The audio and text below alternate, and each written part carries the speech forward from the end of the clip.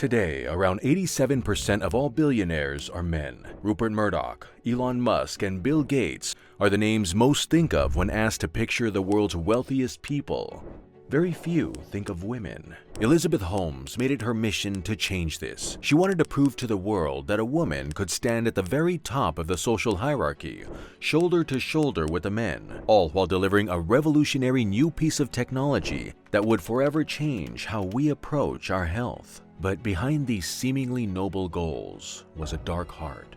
This is the crazy true story of how Elizabeth Holmes conned the entire world into thinking she was the next Steve Jobs. This is how she built an empire of lies and how it all came tumbling down. This is Empire Visionaries. Chapter 1. Holmes, Sweet Holmes. Holmes was born on the 3rd of February 1984 in Washington, D.C. From the day she first learned to walk and talk, Holmes seemed determined to rise to the top. Her mind was always afire with crazy new ideas on how to gain as much power as possible and revolutionize the world. While other kids spent their time chasing each other around the playground, Holmes focused her energy on discoveries. When she was 7, Holmes tried to invent a time machine.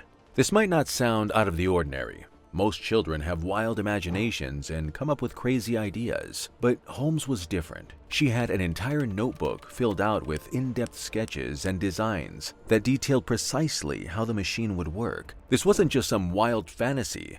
It was the serious work of an ambitious mind. When she was 9, her family members asked her what she wanted to be when she grew up. With a straight face, Holmes told them, "I'm going to be a billionaire." There was not a hint of doubt in her words. Holmes might as well have been saying the sun would rise in the morning. So sure she was that she would one day make her dream a reality. This wild ambition followed her for the rest of her childhood years, all the way until she graduated from St. John's School in Houston, Texas. Holmes set off to Stanford University to study chemical engineering, all while learning Mandarin Chinese on the side. Ambition in and of itself is far from a bad thing. It can push people to chase dreams and lift them up to new heights, bringing innovation and happiness to not just themselves, but everyone around them. Without ambition, humanity would likely still be stenciling hand paintings on cave walls. Trouble comes when ambition is mixed with a fanatical dedication to success. When individuals start believing it's okay to use any possible method to pursue their goals, no matter the cost or the harm caused to others. Restraint is the difference between a visionary and a tyrant. Holmes didn't even know the meaning of the word. This overpowering lust for power and recognition was literally in her blood, woven into the fabric of her being. Her father, Christian Holmes, served as vice president of Enron Corporation, an energy company known for an infamous off-the-books accounting fraud scandal. Enron's top officials believed they were fully justified in lying to the people and their shareholders to turn a profit. Success needed to come, no matter the cost. Couple this with the high expectations associated with coming from a wealthy family, and Holmes' outlook on life starts to fit into place. She would become a billionaire. Stanford University was the first step on the road to glory. During her time at college, Holmes visited China on a university-sponsored trip. Two things happened during her time in Asia. First, Holmes met Sunny Balwani, a Pakistani entrepreneur who had made millions from the dot-com bubble of the late 1990s. Balwani took note of the young student's ambition. Second, Holmes saw firsthand the outbreak of the deadly SARS epidemic and helped run tests at a laboratory in Singapore. Seeing the devastation the disease caused, she wanted to ensure something like that could never happen again. Holmes wasted no time at all. At just 19 years old, she came up with an idea that threatened to shake the world of medicine forever. It was brilliant in its simplicity. People could take a tiny drop of blood from their finger and insert it into a machine that could run hundreds of tests and accurately assess the individual's overall health. Holmes' peers and professors were all enthralled by her wit and charisma. They sang her praises from every rooftop. All but one. Phyllis Gardner, a professor of medicine at Stanford, saw right through the young student's honeyed words. Gardner had met 1,000 supposed geniuses before, She knew immediately that Holmes had no real understanding of engineering or medicine. Gardner told Holmes straight to her face, "This idea isn't going to work." Most people faced with an experienced professor of the field telling them that their idea would never bear fruit would reconsider their plan, or at least rethink some critical parts of it. Not Holmes. Instead, she did the opposite. She doubled down. Holmes would prove her idea would work. She would prove to Gardner and the world that she was worthy of glory. With her vision clear in her mind, Holmes dropped out of Stanford University at the age of 19 and started down the road towards international recognition.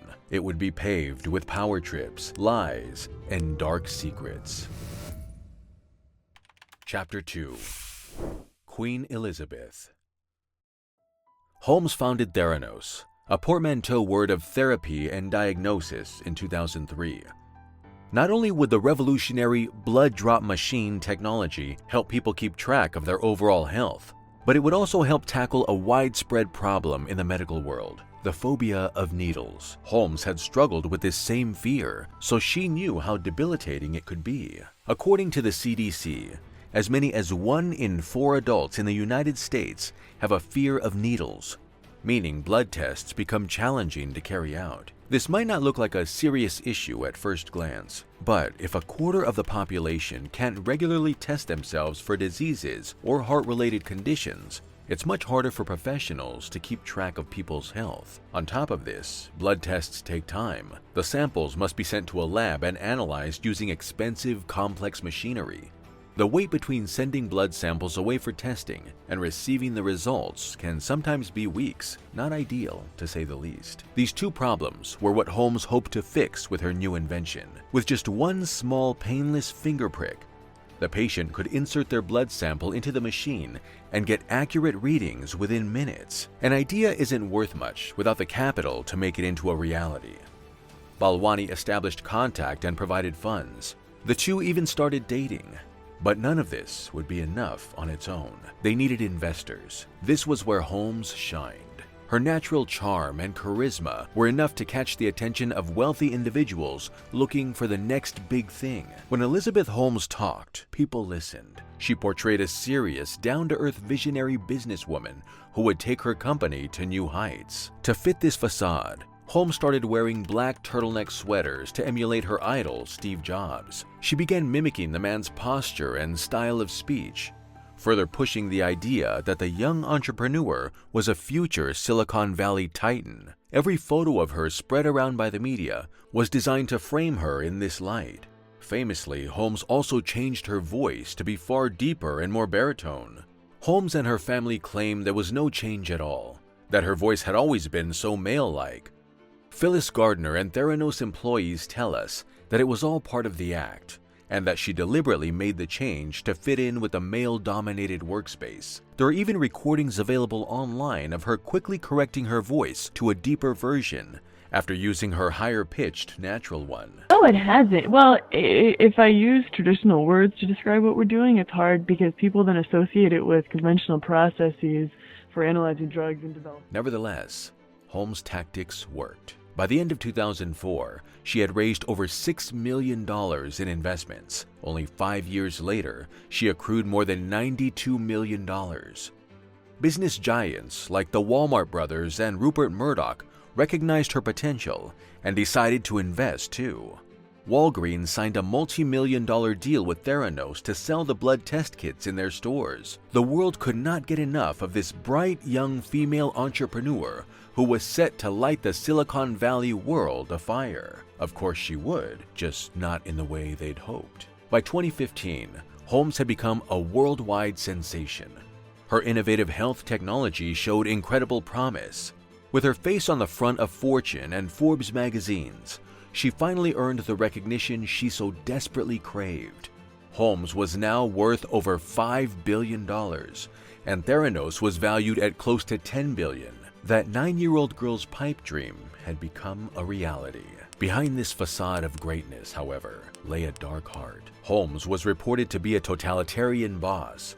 Those who didn't fully believe in the idea of the business were fired on the spot. Voicing even the slightest doubt or criticism would see you fired on the spot. Holmes and Balwani would spy on their employees through hidden cameras and push them to their limits at every turn.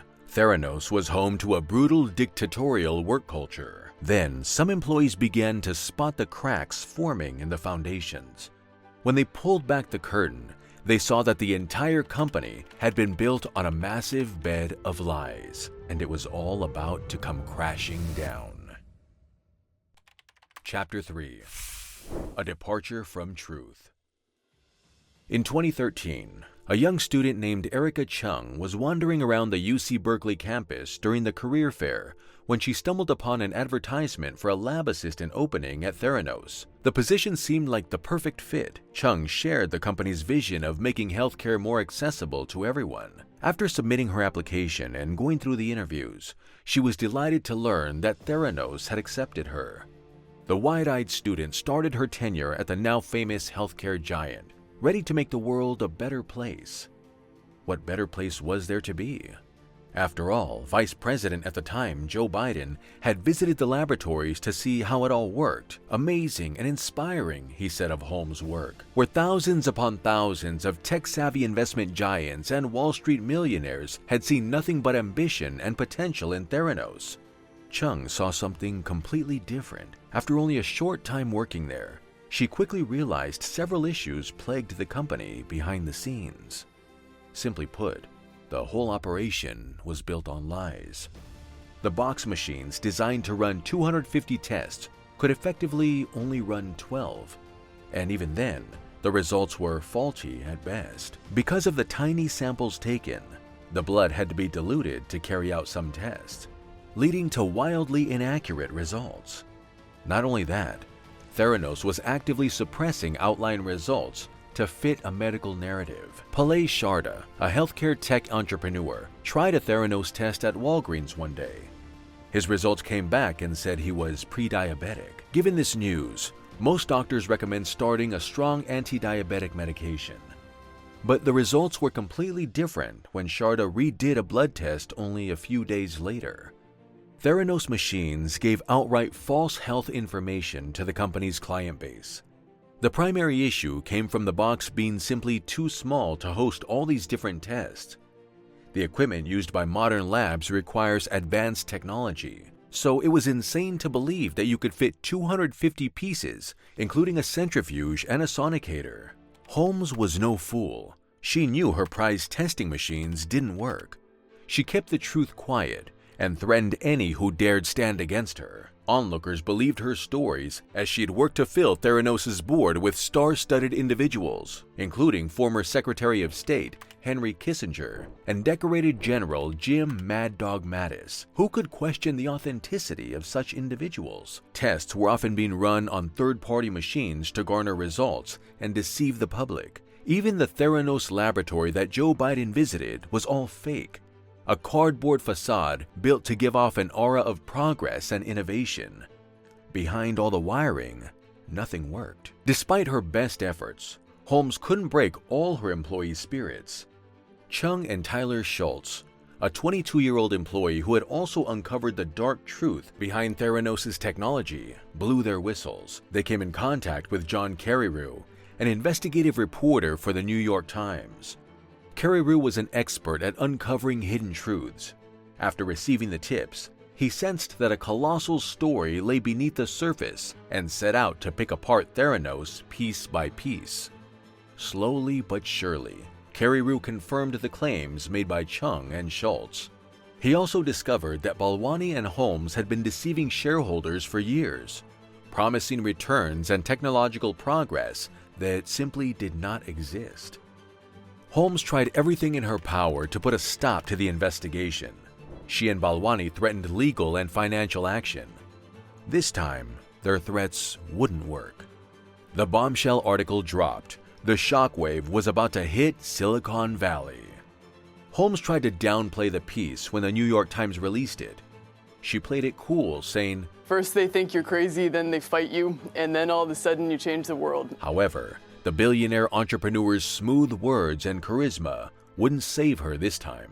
Elizabeth Holmes' luck had just run out. Almost immediately, The entire world opened its eyes and saw Holmes as the liar she truly was. Theranos was a complete scam, and none of the technology it claimed to own was real at all. The SEC, the U.S. Securities and Exchange Commission, didn't take kindly to the deception at all. They brought charges of massive fraud down upon the couple, and Holmes had to step down as CEO of Theranos. Shortly after, in 2018, she announced that the entire company was shutting down. The government took Holmes to court, where she was found guilty of wire fraud and many other crimes. She was sentenced to 11 years and 3 months in Texas prison. Her black turtleneck sweaters are now long gone, and her voice has miraculously returned to its normal pitch.